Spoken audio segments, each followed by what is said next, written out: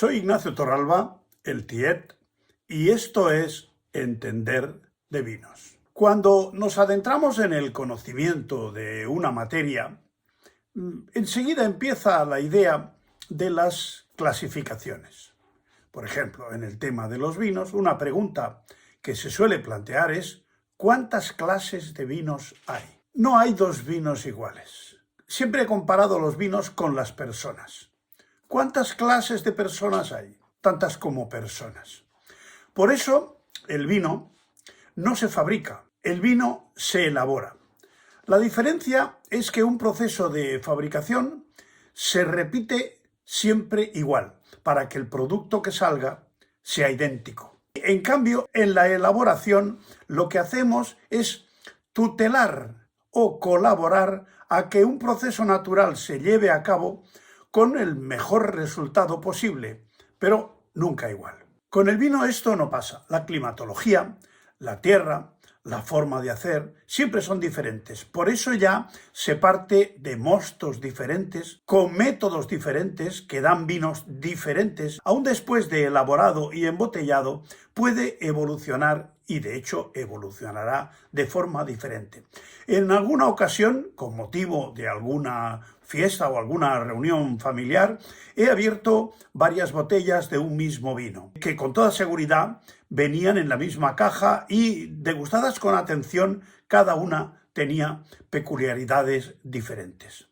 Es como en la medicina, no hay enfermedades, hay enfermos.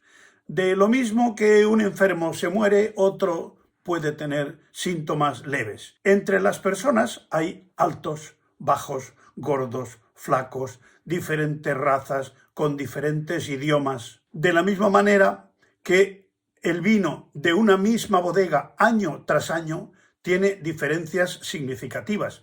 Recordad que cuando se habla de una cata vertical, se trata de probar el mismo vino de los diferentes años y, desde luego, los hay mejores, peores, más discretos, más brillantes, dependiendo de las variables que hayan intervenido, como climatologías, etcétera, persona que lo haya elaborado e incluso del humor que estuviese la persona que lo ha elaborado. Aún así, los vinos son una gran familia que proceden de un tronco común, el mosto de la uva.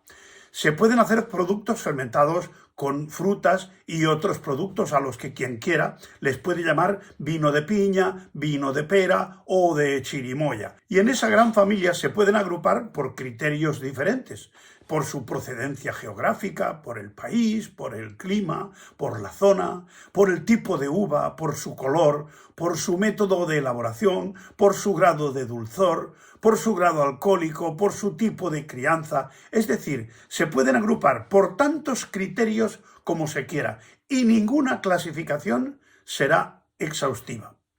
Por el color del vino pueden ser básicamente blancos, tintos y rosados, pero hay quien se ha dedicado a hacer un vino de color azul. Aún así, entre los blancos hay 1000 tonos distintos, igual que entre los rosados y los tintos. Con la uva tinta se puede hacer los 3 tipos, blanco, tinto y rosado. El blanco más famoso hecho con uva tinta, aunque sea parcialmente, es el champán. Y con la blanca solo se pueden hacer blancos, pero aún así los blancos se pueden elaborar como blancos, fermentando el mosto por separado de las partes sólidas, o como tintos, fermentando el mosto junto con las partes sólidas, con lo que tendremos lo que se llama un blanc en noir. Hay quien le llama orange wine. Bien, yo lo aprendí como blanc en noir. Por el método de elaboración pueden ser espumosos o tranquilos, y aún así los espumosos por el método champenoise o tradicional, o sea la segunda fermentación en botella, o por el método ancestral, conservando parte del gas de la primera fermentación. Por la cantidad de azúcar pueden ser básicamente secos, semis o dulces, aunque dentro de estos existe infinidad de graduaciones intermedias de dulzor, semiseco, semidulce, seco, extra seco, brut, brut, nature, etc. Un concepto que hay que tener claro es que ningún vino dulce lo es por adición de azúcar. Algunos considerados vinos, como la mistela, legalmente no lo son, puesto que para ser vino el mosto tiene que fermentar, aunque solo sea parcialmente. Ya sabéis que la mistela es una mezcla de mosto de uva con alcohol, o sea que el mosto no llega ni a iniciar la fermentación.